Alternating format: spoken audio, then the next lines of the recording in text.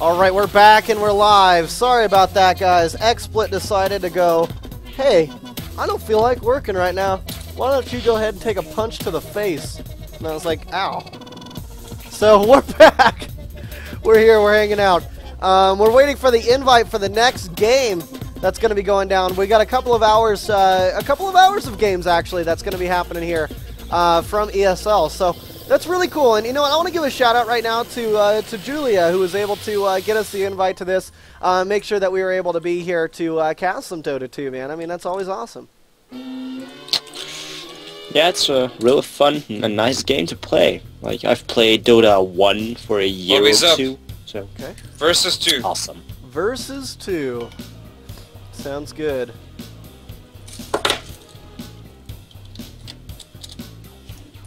Oh man, this time Fnatic are playing Radiant, so let's see if they'll do it as good as they did last time on the Radiant side.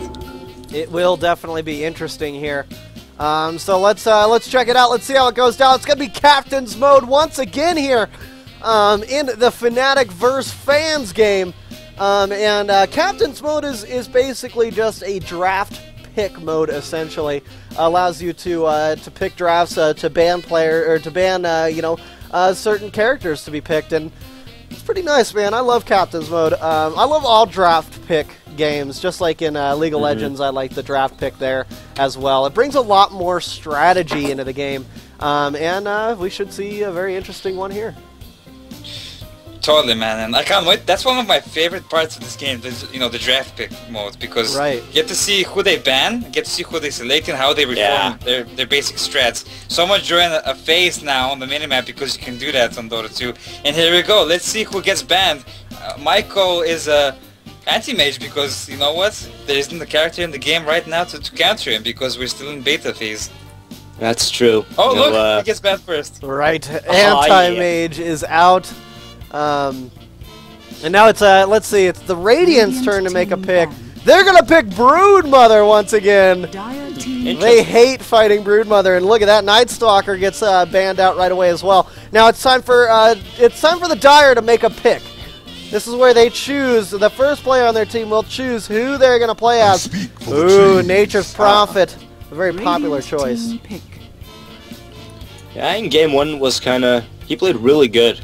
Like, just crowd controlling targets, doing some damage, getting away, letting other players come in and just sniping off. Kinda good. Yeah, he was really good at crowd control actually, and same bans really going down, and same characters being picked, so not much difference. Tidehunter gets picked for Team Fnatic, as well as Venomancer on your side, Nature's Prophet like we already said, and Lich. And I'm actually still wondering, why does Invoker always get banned? I mean, Team Fnatic, that's the second time they've banned him. They don't really like Invoker that much.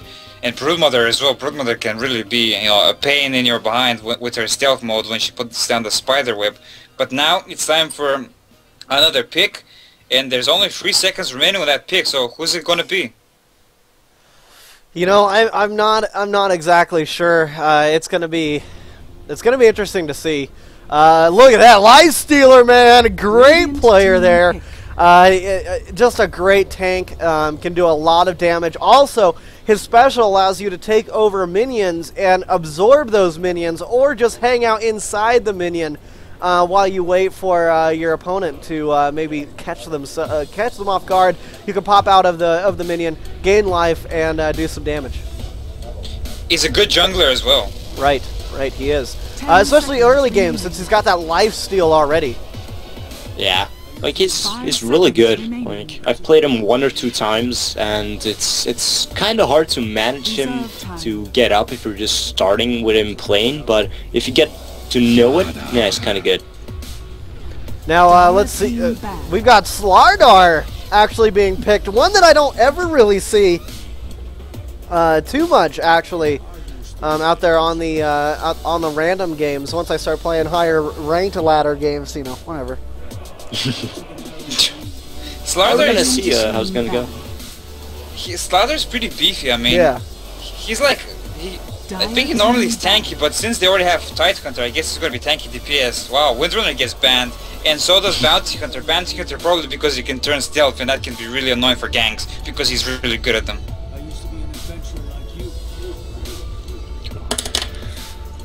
Ooh, yeah, look at that.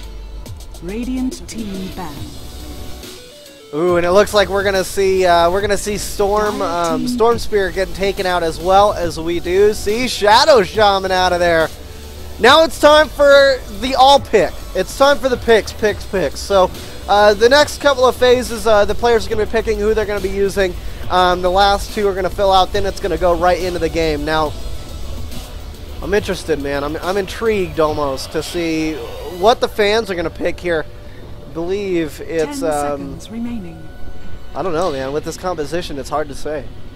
5 seconds. I tell you what, remaining. guys, the fans are pretty smart because they've obviously watched last game of Team Fnatic, and that's why they banned Storm, Right. because they saw him last game being played. Oh, Vengeful Spirit going down, and Dazzle as well. Dazzle's a very nice support, and Vengeful Spirit is in a way as well because her ulti can allow you to swap positions with the target. So in a team fight, she can actually be very, very useful. She can, pulling the forces right into, either towers or right into a gank. So yeah, that's very important to note. Now, what's going to be the last pick here from the Dire? Let's find out, man. It's going to be interesting.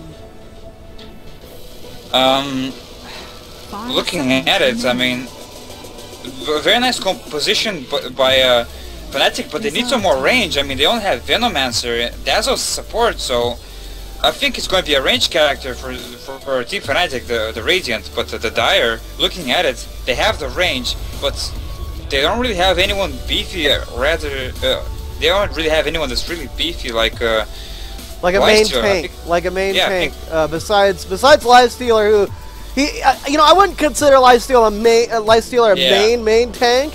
He's a tanky character if you go for the tanky build, but he's not a main tank for certain. Now, that's what's interesting me. I think what's going on here is they're deciding. The fans talking to the other fans on his team and going, "Hey, who should I pick? What's going on?"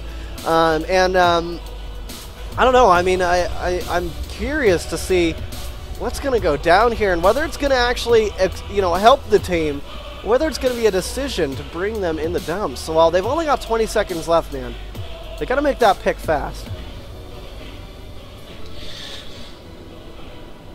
What they better do. I mean, 10 seconds left, and Queen. Wow, interesting. A very interesting pick there. She's a ganker, a pure ganker.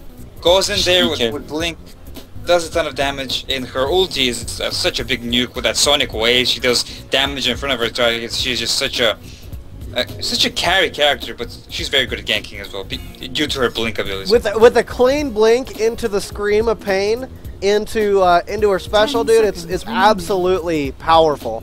So it'll be interesting. It'll be interesting. Yeah, she definitely does Fosrado. Fosrada. Whatever. Mirana. And Mirana. Oh, Mirana's very nice. She's range. good in crowd control, so yeah. I think this is actually quite smart because Mirana, she can give your team the ability to be cloaked and invisible. So some really nice ganks can happen as long as the coordination is there for Team Fnatic. So let's see if that will happen. But again, the Dire, I can't stress this enough. They have too many squishies. I mean, Vengeful Spirit's squishy. Queen of Pain is extremely squishy, but she can focus you down pretty fast on one-on-one. Only problem that I have with the Dire is they don't really have like a very good support. Like if you just look at Dazzle, he's a really good. He can just heal like almost everything. And I guess Prophet is a really good support, but I think they need someone more beefy. I mean, look at their character. Everyone have 2 bars of HP apart from Lifestealer, who barely has a third. I mean, he's, like we already said, he's like the most beefiest out of them all, but that might not be enough. We'll have to wait and see. The game's begun. Team Fnatic on the bottom is the Radiant. The fans on the top is the Dire. Let's see who's going to go in which lane and the starting items for both teams. Absolutely. We look at the starting items here for the fans, and it looks like we see normal starting items from everyone here. Do we have... Okay, we do see Heiko playing as the Lich. He's got the sentry wards, man. He's going to be warding out the jungle. He's going to be making sure to keep an eye on things. So we do see all normal items, but Lich throwing down the ward. So that's something to note. Now, if we take a look at Fnatic team out here on the Valiant. We do see. Oh wow! Look at this. I mean, Venomancer actually starting off with the Ring of Basilius. And it looks like Slardar is going to start off with a very normal build. Now, same with Tidehunter and Mirana. Here comes the Warder. We've got, oh, actually, no. There actually is no Warder, no designated Warder out there for the Fnatic team. That's a little scary. It should be Dazzle. I mean, he's a support character, but he hasn't bought any wards. He's been stacking Iron Branches to give him +1 attributes. There's the ward going down for Vengeful Spirit. She's doing her job. She's even guarding that invisibility rune. Now gets it, and now she might even try to sneak upon Dazzle, but Dazzle's too smart. He knows the rune has respawned, so he's just gonna back off and go to his tower where it's safe to go. Now, Queen of Pain is going to go ahead and go into the middle and fight against Mirana. How is Mirana going to, you know, deal with the Queen of Pain? I mean, very nice range here on Mirana. Also going to be able to do the leap ability. That's the first ability that was purchased here from Mirana. So, pretty nice. And also some nice denials going down here in the mid. Oh, bottom is maybe gonna get attacked because that Vengeful Spirit is still invisible. Gonna do a little hit on Dazzle, but Dazzle is gonna go back a little bit.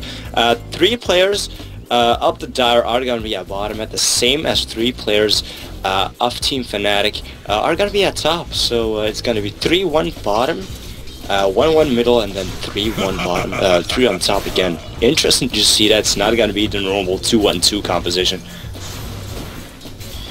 Very interesting. Nature's Prophet having some tough time getting any sort of farm because of Venomancer placing down his Plague Wards, denying, of course, the Nature's Prophet to go anywhere near that. And wow, finally, Nature's Prophet getting some nice last hits, getting some farm up. And nice denial there by the fans at the top. Looking at bottom, Vengeful Spirit, Lich, and Lifestealer are all getting a nice amount of farm, nice amount of XP at bottom.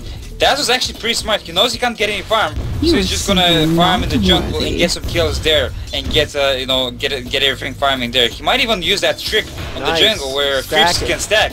Yeah, exactly. He's doing that right now. Denying creep experience, denying creep money, and stacking the forest just to deny creeps and experience. That's a great play.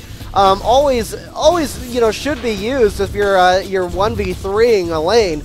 If you can deny your lane's experience, you might as well just hang out by the tower.